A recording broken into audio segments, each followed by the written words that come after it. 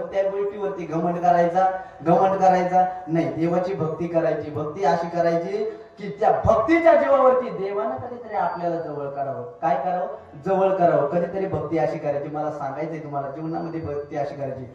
भक्ती अशी करायची, आपण देवाच्या मंदिरात जातो यात नवल नाही. देवाच्या मंदिरात आपण जातो यात नवल नाही. माझ्याकडे लक्ष आहे ना तुमचं? देवाच्या मंदिरात जातो आपण यात नवल नाही. भक्ती अशी करायची का देव कधीतरी आपल्या घरी आला पाहिजे. मी उलट सांगतोय, आपण मंदिरात जातो यात नवल नाही. देव कधीतरी आपल्या घरी आला पाहिजे. का हो गोरख महाराज? देव कधी आपल्या घरी येईल का? आपल्या घरी येईल का? का नाही येणार? येईल ना देव. तुकोबारायांच्या घरी देव आला. तुकोबारायांच्या परिस्थितीचं वर्णन करत असताना तुकोबारायांनी इतकं अनुकूल पद्धतीने तुकोबारायांनी वर्णन केले. तुकोबारा एकेकाळी स्वराज्य रक्षक छत्रपती शिवाजी महाराज दिवट्या छत्र गोडे सोने रुपये आम्हा, त्या ठिकाणी सोने सगळं काही घेऊन येतात. तुकोबारा काय म्हणतात?